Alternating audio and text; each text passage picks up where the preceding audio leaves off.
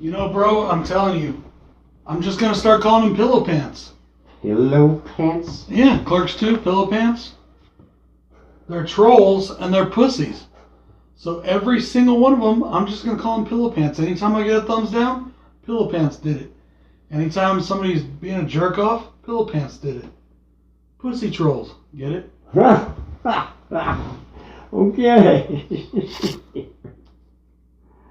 How's that doing up there? I don't know. You left it there. Anyways. Hello, everybody. This, of course, is Bill and... BroncoJuggalo, y'all, as soon as I get back into frame. Yeah. I'm on a very, I don't give a fuck kind of mood today. So, yeah, we doing Aliens. Aliens, as in part 2. Which is actually nice to see a franchise instead of just go Alien 2. No, they just put an S on the end. Inventive.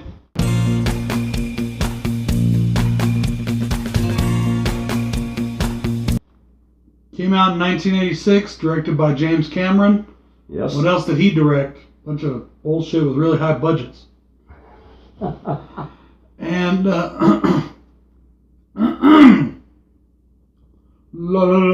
excuse me.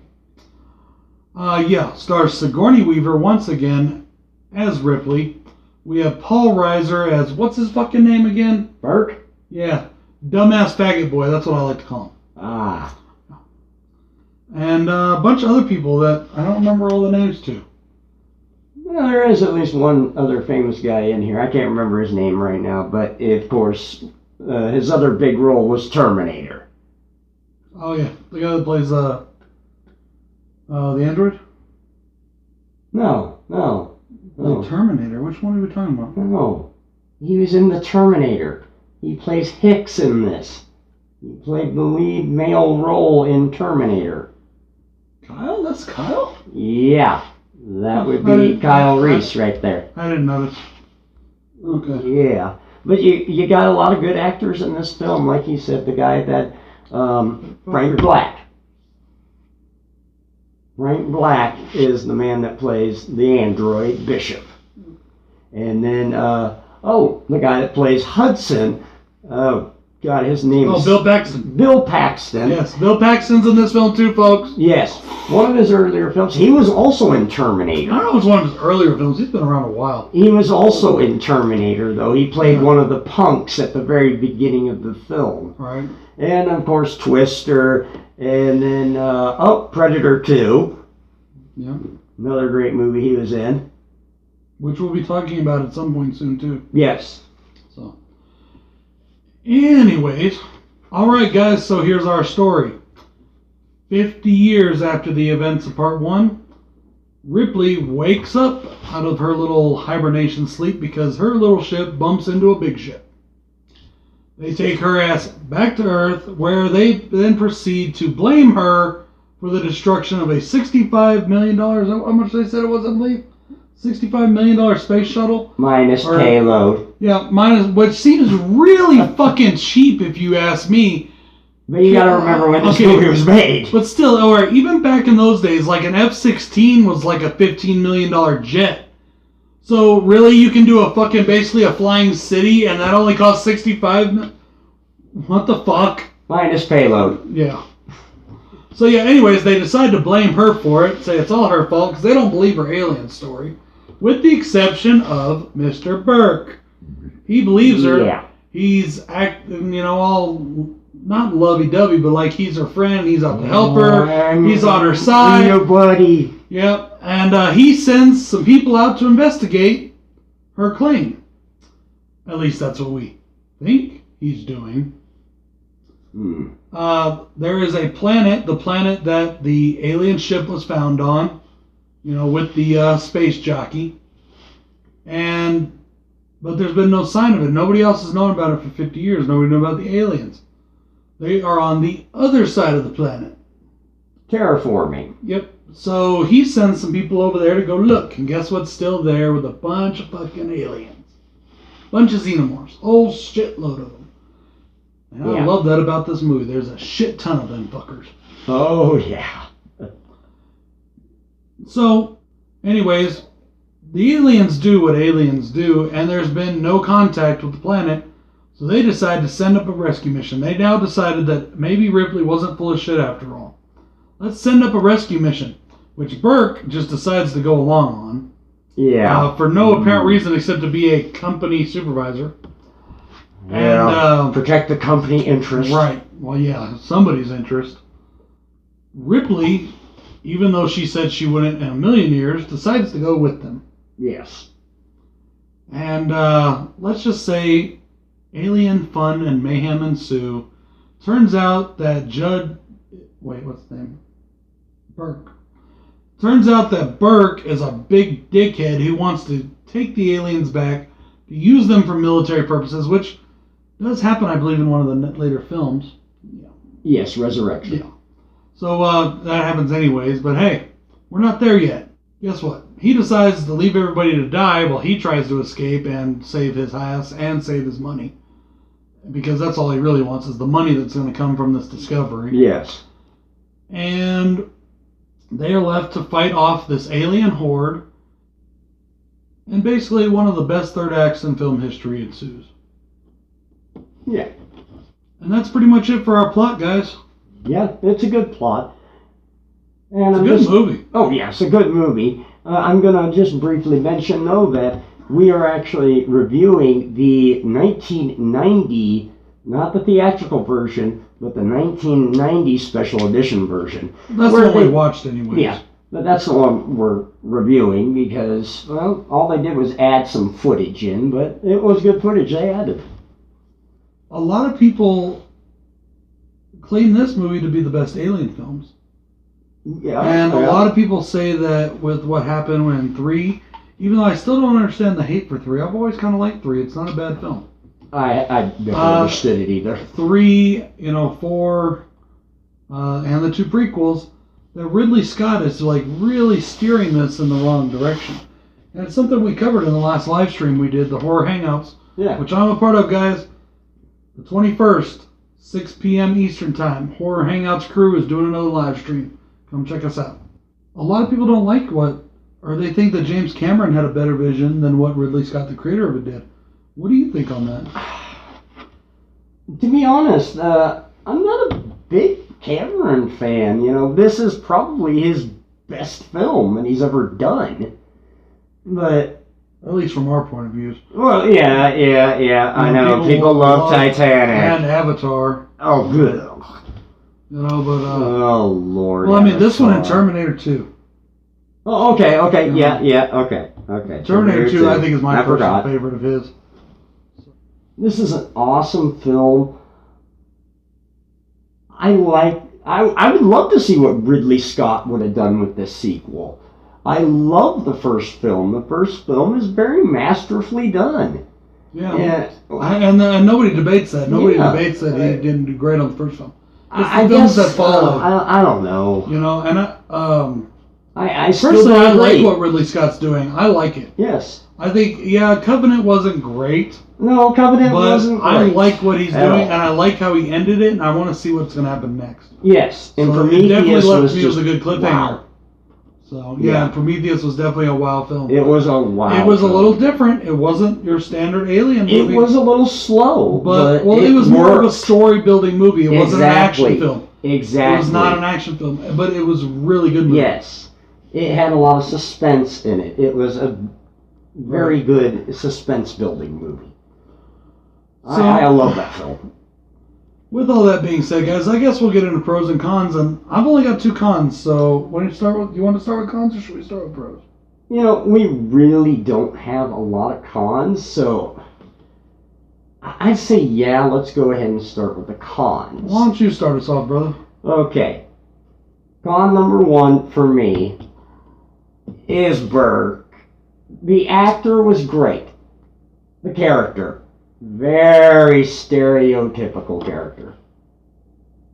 He is just a very stereotypical villain. Paul Reiser does a good job. Yeah, that's why I'm not dissing the acting at all, people. I'm not dissing the acting. You don't. He was just very stereotypical. Unless you saw the foreshadowing on the wall, which I know most people didn't. Yeah. You didn't know he was going to be the bad guy. But when you found out, it was like, yeah. But there was something about him that reminded me, even from the beginning. And it's been a long time since I watched Aliens 2. It's been a long time. He was Alien too nice. 2, Aliens, whatever. Sorry. Exactly. He reminded me of a greasy fucking lawyer. He reminded me of Saul Goodman. Yes. From Breaking Bad is what he reminded me of. And I get that feeling from him instantly. Like, this is a guy you shouldn't trust. Yeah. But you don't know that he's going to turn out to be this big giant douche. Yeah. He already seems a little douchey, but in a way, I kind of like douche. that. I kind of like his acting in that. I think it's a good performance. I'm not saying the acting. Just the character, the way it was written, is definitely very stereotypical. It's very Montgomery Burns. Yes. Without being stereotypical character. So that was my first one. Okay, what's yours? By the way, what do y'all think of my head? Anyways. He's finally said, I am going bald. Oh, I've been meaning to shave it forever now. I just haven't got around to it. Denial has finally gone away. Yeah. Well, I've shaved it before, but... It looks good. Yeah. You do have the skull structure for it. Thanks. Appreciate that. That's 2 compliments I got today. Nice. At training today at work for some stuff, and I had to go to a big meeting, and I got to see a bunch of people I haven't seen in like 2 years. And one of them was like, oh my God, man, you lost so much weight. So I was like, sweet. Anyways, where was I? Oh, yes, my cons. I've only got 2, guys. I'm going to give you my big one first, and then I'm going to give you the small one later. Because the small one's a bit nitpicky, but this big one is an issue with me. He doesn't see it, I do. Until the 3rd act of this film, which I love the 3rd act of this film, this movie is incredibly slow. The pacing is just way off. They don't pace it correctly. You have. I disagree.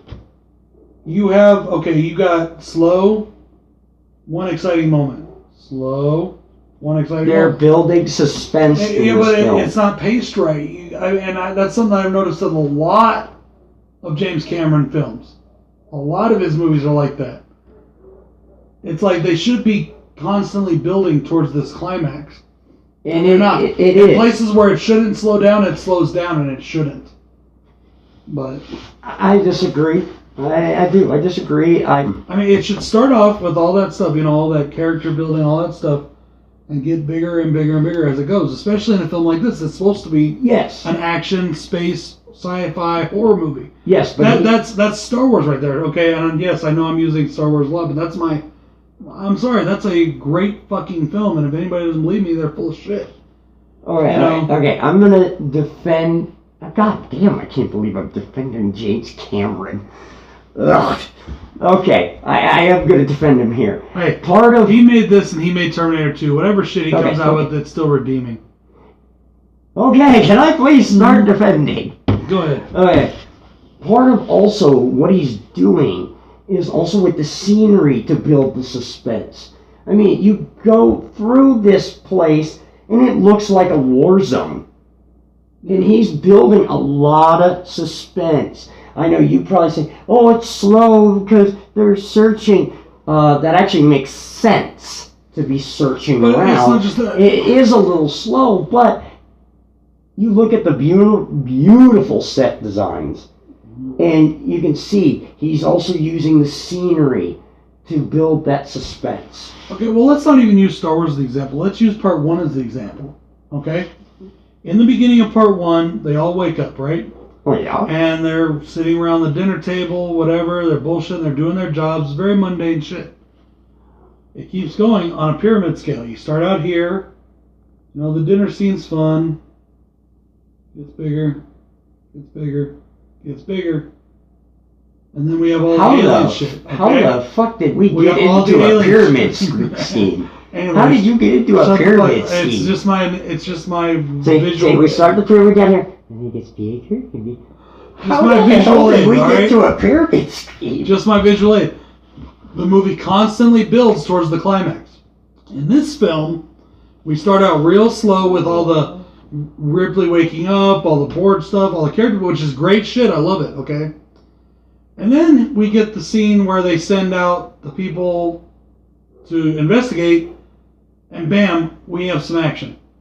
And then we go right back to being slow again on the ship, where we're slow, we're mundane, we're talking. It's good stuff. I'm not saying it's not.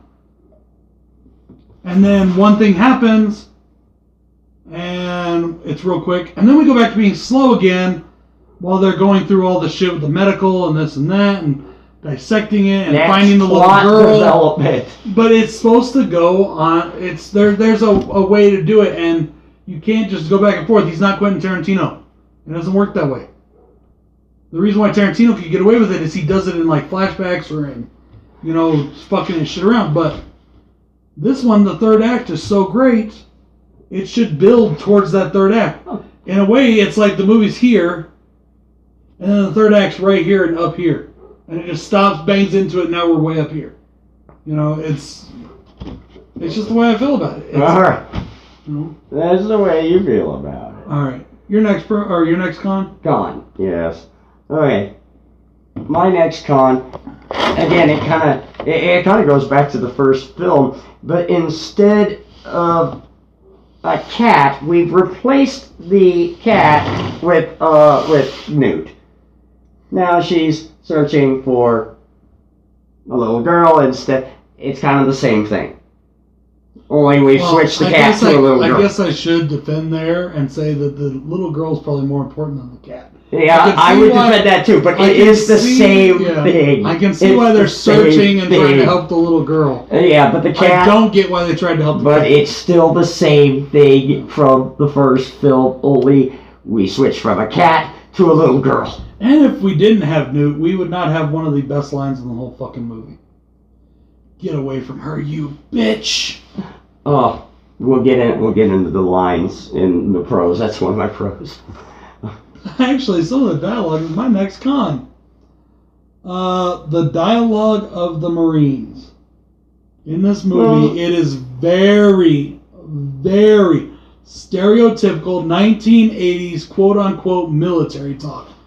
It's all about ass and tits and, I'm like, oh my god, dude, come on. It's not Starship Troopers here, okay? I kind of like it because that is the way they were.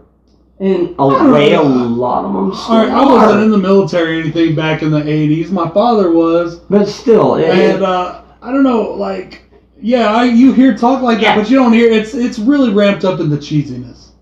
I don't mind some of that because I'm going to get into that I'll just get into it right here. There are some great lines that I like that were planned out very well. Like when... There's some great one-liners and yes, that's it. The one-liners. Mm-hmm. The one-liners. But, okay, I'll get into that. And I do like the sergeant's dialogue. His dialogue's funny, but for some of the others, it just seems a little forced. That's something we got to talk about. We will. We'll get there. Oh, okay. Yeah, we'll get there. It's something I wanted to throw at the end. But okay. We'll throw it at we'll get there. Oh, okay. But I'll get to the one-liners later.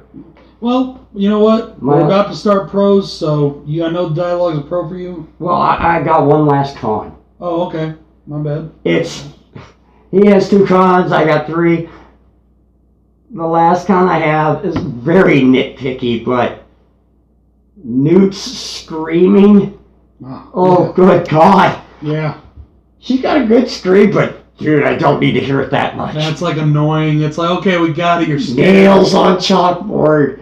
She was good at that, but still, it got annoying. It's nitpicky. Actually, I do have one more con. It's not really con for the film, though. Yeah.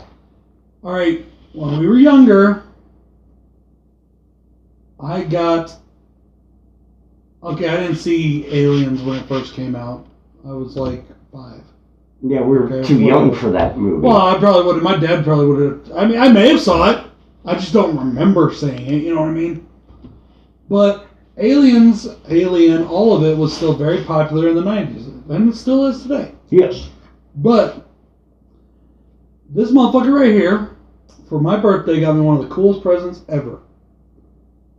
And if there was ever a toy that could scare a kid, it'd be that one, because that thing was just so detailed. And it was the Alien Queen toy. Stood about this tall. Yeah, I do remember that. The only problem, and it's like I said, it's not really a con on the movie. It's just something I wish would have been in it.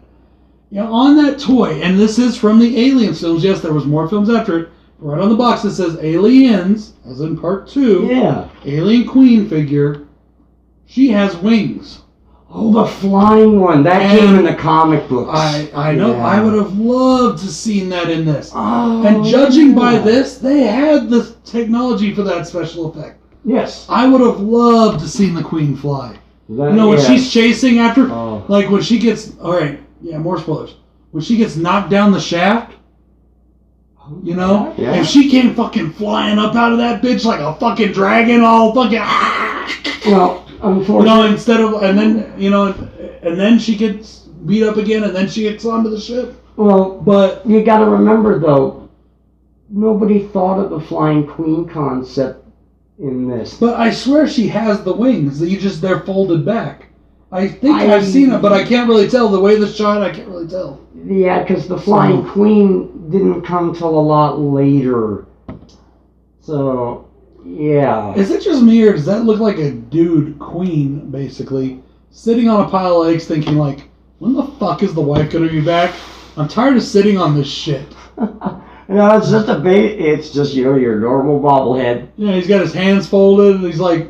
Yeah, but it is supposed to be the queen. It's supposed to be the queen. Yeah, it is the queen. No, but I'm just saying, the way it looks, it's like a dude sitting there like, damn, I want to get off these fucking eggs. Where's that bitch at? I got to poke her with the boys later. Oh, fuck.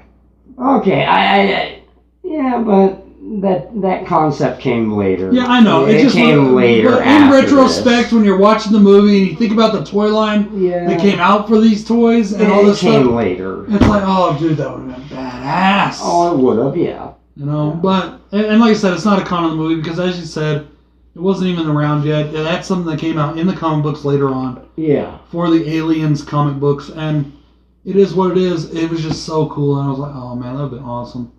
Anyways, so let's jump into the pros. We were talking about dialogue.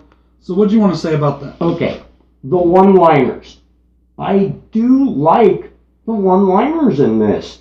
The best one for me, of course, is when they're trying to get away from the first time that they're in the hive, and they're closing that door, and that alien starts ripping the door open, sticks its head in, and that guy points that shotgun right in his mouth and says, "Eat this!"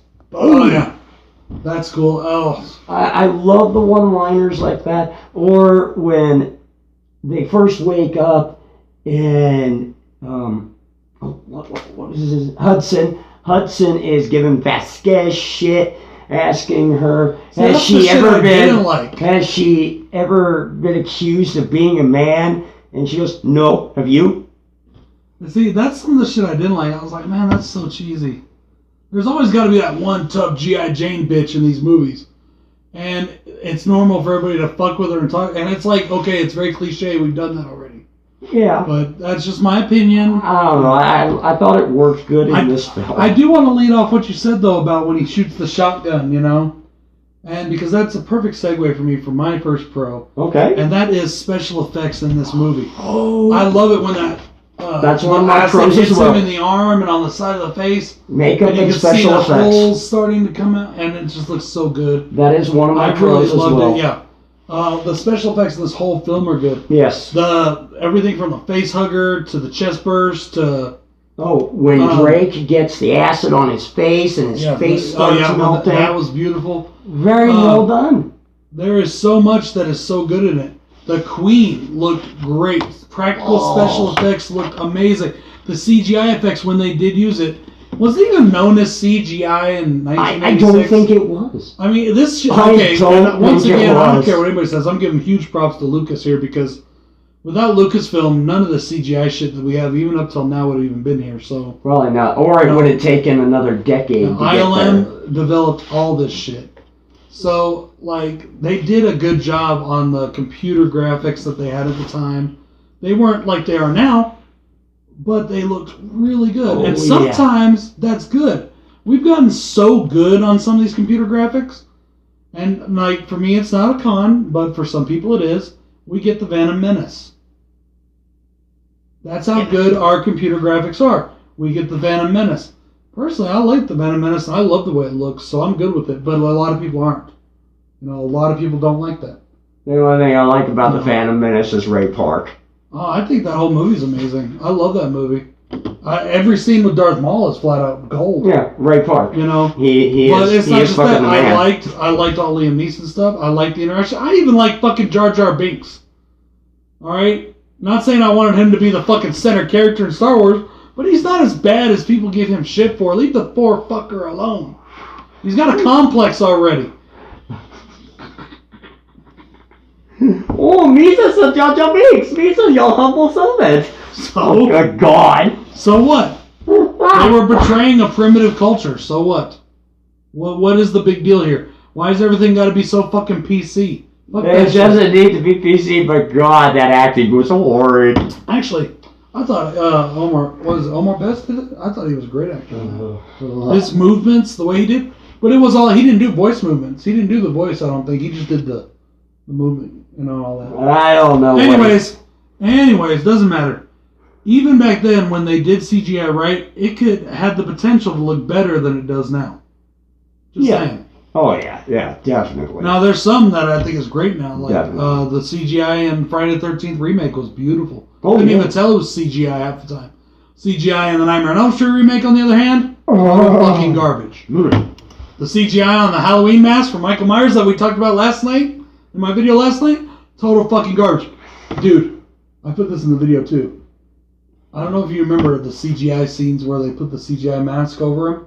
Doesn't he look like fucking Megatron? A little bit. Like the fucking face is angular and cut. It looks like cheeks. fucking Megatron. I was like, holy shit. I was watching it the other night. I was like, that looks like fucking Megatron. You know, so. Yeah. Anyways, though, sorry. Went off on a bit of a tangent. You know, I'm guilty of that a lot. I like to waffle, as my friend Lisa Loves would say. I like to waffle. Waffle is a... I was about to say, I have no fucking idea what that is. English slang term, I guess, is how she explained best. Basically, an English slang term for going off on a tangent and just talking. Oh. You know, just rambling, you know. They call it waffling. Thank you for explaining that, because I didn't know we were having breakfast soon. Sorry, I gotta get back in uniform, folks. So you had some pros, let's hear them. Alright. I feel like I'm about to judge them. You ain't Judge Dredd. You're too fat to be Judge Dredd. That wasn't the kind of judging I was talking about. Okay. Alright, my next pro is the cast. I love the cast. The child actress that they got to play Newt was awesome. I love the grunts. The guy that plays Hicks, the guy that plays the Sarge, the guy that plays Hudson, Drake, Vasquez. I love... Oh, even Burke. I gotta say Burke. I don't like the character itself, but the acting in this film is awesome. And of course, we can't forget Sigourney Weaver. It's good acting. I mean, I don't know. I'm not saying it's bad. Believe me, it's really good acting. Oh, yeah. I mean, it's not any better than a lot of other films for me. That's why I didn't really put it in my pros. It's not like great fucking, but it's good acting. I mean, these are all, a lot of them are established actors, or they were even at that time. Yeah. You know, or up and coming, or some of them were up and coming. You know, they knew what they were doing. Yes. Yes, they knew what they were doing, and they had good chemistry. I could see it throughout the film that they had good chemistry. Which is why the chemistry, I think, between Paul Reiser and Sigourney Weaver was one of the reasons why you didn't think that he was going to be the bad guy.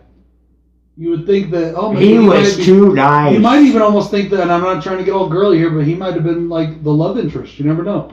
There was a chemistry between them. I didn't see that.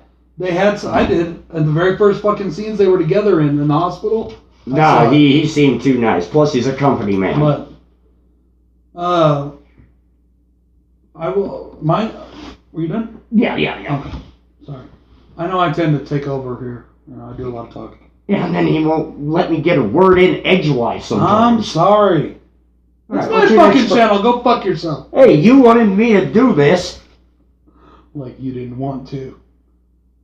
Not really to begin with, until you said you were going to do Friday the 13th. I was like, yes, I'll do it. Oh, yes, I'll But do you it. like it now, don't you? Yeah, I like doing it. It's fun. Gives me something fun to do every week. Well, for me, every day, especially in October, folks. Trying to get a lot of videos out. All right, so what's your next pro? The character of Ripley. All right, we get introduced to her in the first movie. We know a tiny bit about her, not much. Yeah. Here, we get to learn about Ripley. We get to learn that she has a daughter, who, by the way, is now like older than her. Died too. Yeah, and she passed away. She was already dead. But we get to learn about her. We get to learn about her character, about who she is, about how caring she actually is. We didn't really get all that in the first movie because it was more of an ensemble cast, I think.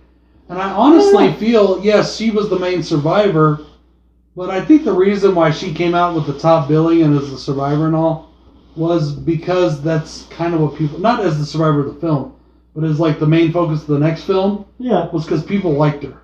Yes. And it showed. And so now we got to build on her character, and I really enjoyed that.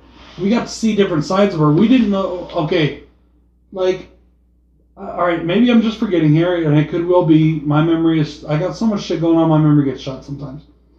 In the first movie, do they say what her job is? I can't remember. Okay. Well, you know, you got the big yellow... She is a pilot. Yeah. Oh, you got she the was big second. yellow bio She was second. Yeah, she was the second. She was the second But under you find Captain out that Dallas. she's also a loading specialist. You know, all kinds of stuff. You just start to find out more stuff about her. Character development. And very much. I love the character development with her character. Now, the rest of them, because they're all going to die and they're not coming back in the next film, with the exception of... Bishop. Yes, Bishop. And technically, when he comes back again, it's not the same character. It's just the same actor playing him, right? Or playing another android? No, he's actually playing the guy that... Oh, that designed the android. Right, yeah, that's right. But he also plays Bishop in that film for a brief point. But it's only half of Bishop. Just for like part, it's only half of Bishop. It's been a while since I watched that one too. I couldn't remember. Oh, and since I forgot to mention this when we were on the special effects, so let me mention it real quick. That was an awesome scene where Bishop gets ripped in half by the Queen. That was the really tail cool. coming through, and then ripped in half, and then poor Frank Black spends the rest of the film here as only half a person. There's something about those two, and that's why I used the thumbnail of the decapitated android for my first video on this. There's something about that white fucking goo and the white blood that's really fucking creepy. Yeah. It just looks so gross when they're like splayed out like that. And so I used that, but I like the character development we got with the characters that are going to go forward in the series. Like I said, the rest of them, they were all going to die. So what? We didn't need to character develop a lot of them. But we did get character development on Burke. The Marines, Marines nobody gave a shit about. Except for Hicks. Hicks got a bit more development. With Burke, okay, we found out that he's actually this big old douche, and it's a really cool heel turn, basically. To use the wrestling vernacular, it's really cool. Yeah. I really enjoyed it. So, character development in this film was way better than the first one, and I really liked it. Yes. Okay. So, my last pro is the set design. And I know he shares that with me as well. I love the set design in this film. You go through the corridor. When they first enter the corridor of this colony, it looks like a fucking war zone. It all looks like a war zone. And then they go down to where the aliens are, and you get to see an alien hive. Kind of for the first time. It is awesome looking. The set designs are just so great. And that's actually one of my pros too. And in fact, I'm just going to roll my 3 pros into one for this. The set design, the model work for the ships and all. And the weapons. And the weapons. And inside the facility, like you said. And then also the cinematography and the lighting on it, the way everything is lit is great. Yes. When they're in the hive, it's dark in all the right places. When they're on the ships, it's light in all the right places. Everything looks good. That's one thing I gotta give James Cameron props for. Okay. All the movies he does, whether I like them or not, they look fucking great. They do. They look amazing. Dude has an eye for set design. All right. My last pro for this film is actually the added scenes that they added. Unlike the previous movie, I thought Alien, the added scenes didn't add anything for me. But in Aliens, the scenes that they added in the 1990 special edition version actually gave a little something to me. Because before, you never saw the colonists until they were all dead and encased in the wall. But in this version, you actually do get to see their lives a little bit. You know, children playing in the halls and stuff, and the guys in charge getting kind of pissed off that yeah, people look at this, just all kinds of shit, you know. Yeah.